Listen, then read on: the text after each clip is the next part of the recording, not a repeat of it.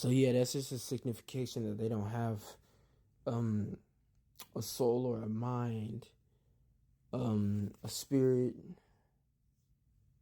to basically reflect who they truly are. They have multiple attachments, entities, follow ones residing within their minds, within their that are basically manipulating their vessels, projecting through them. Basically, the terminology "living vicariously" that is very literal. Except there's no such thing as living. They're existing quite literally within their mind, within their vessels, within their spirits, within that hollow shell. The reason why they're being defensive and paranoid, consistently projecting that paranoia as if it's yours and it's not theirs, is because if they were to answer any of your questions, they would be revealing or exposing everything within them, every one of the things within them. And those things are those fallen ones, those principalities, archons, demons, devils, etc. They don't want them to be exposed by an ignorant puppet that they're using. So they're gonna make sure that puppet doesn't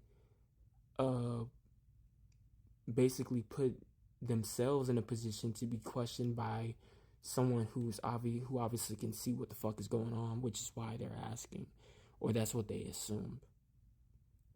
And they know they're doing that. That's why they did it. They're not doing it because they're actually paranoid because they have to be. They're paranoid because being paranoid is what keeps them from being exposed. They're not trying to prevent you from seeing the truth. They just don't want you to believe in it. Because once you believe in it, then you have the ability, awareness, and build to be able to, express yourself however you just create. And if you can create, then you automatically, in their perspective, shift the paradigm or the perspective of reality or just existence as they know it. You've quite literally just destroyed their ego, meaning that you've exposed them. All of them, all of the ones, all of them within that hollow shell, within that hollow mind, within that avatar, within that vessel. What mortals call their bodies. And if you have access to that, then you have an ability, and they are aware of this, that you might have that ability, and they're not gonna risk the chance for you to be fooled. They're gonna be like, fuck no. Oh yeah, we're finna pull up on you, you know what I'm saying? Shake it down in your face. Try to step to you front. They're gonna do everything to make it seem like they really hard like that. They just tough. They too gangster for this. They too ghetto. They too ratchet. You better watch out. That's a hood rat. They want you to bite the cheese, but they're the rats.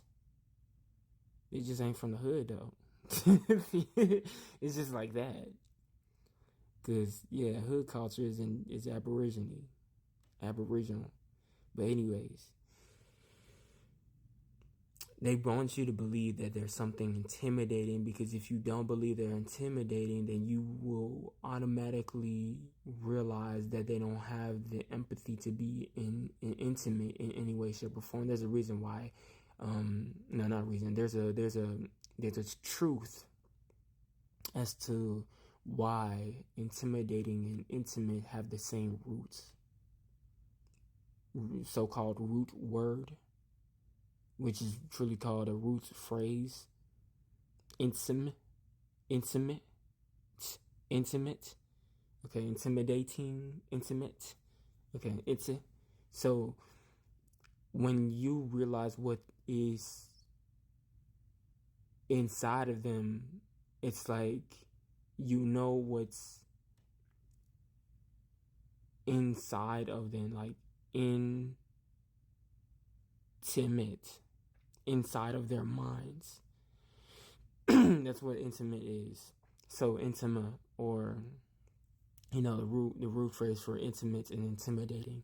So they want you to think that there's something in them, or whatever's within them has, it's just protecting themselves. It's just, I'm just protecting, I'm just guarding myself. I'm just shielding myself. You're the one who's being, and you not being even antagonistic, meaning you're not assaulting them for no reason, which is what they refer, which is truly called, which is like, what mortals call an insult, an unnecessary assault. Okay, basically, is what that truly would be phrased as, or what the true phrase is. Anyways,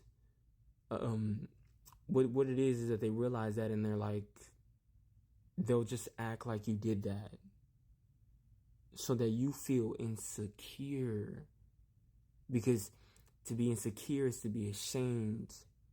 It's basically to shame yourself, so accept shame within, or just to agree that you should be ashamed of yourself. Just allowing yourself to feel like it's basically abusing yourself into a state of paranoia. And that paranoia is called shaming, self-shaming. So they want you to do that, because if you don't do that, then they don't have the same influence as you do. In a sense, like, you won't feel how they feel. I mean, to the T exactly. If you don't feel that emotion. And if you don't feel that emotion, then you're not willing to abuse, manipulate, and harm and sabotage yourself. That's exactly what I mean. They're not the ones abusing you, manipulating you, harming you, or anything like that. You are. But you have to be in that state. Well, you don't have to be. But they know that if you're in that state of mind, that's how that, then you'll allow yourself to be, shamed by yourself. Just like how they're allowing themselves to be shamed by others, by themselves. And if you're not allowing yourself to feel that way, then you'll clearly see what the fuck is going on right in front of you, and you ain't going for none of that. They prefer that you green like the grass so they can step on your shit. Oh, no. So you'll believe that somebody else is stepping on your head, or stepping on your head. And ain't nobody stepping on your head. You just put your head down. And if you put your head down, how you gonna look up? You know what I'm saying? It's like that. So that's what they're doing. And if you're not doing what they're doing, then it's like you wise enough not to get fooled. So you're not green. And that's just what it is. They don't like that. So, yeah, neurotypicals have shadows. They don't have spirits. They don't have souls. They don't have empathy, because they don't have souls and spirits and minds. And whatever's operating them, maneuvering them, projecting them, basically animating them, has never been a soul, never been a spirit, never been a mind, never been divine. It is a fallen one. It's simply just a shadow, a roaming spirit, or actually roaming spirits, and an unsentient mind. So basically an ignorant mind. So it's not like they don't have one. Well, not all of them. That is that the ones that do, that's what's going on. It doesn't have any awareness.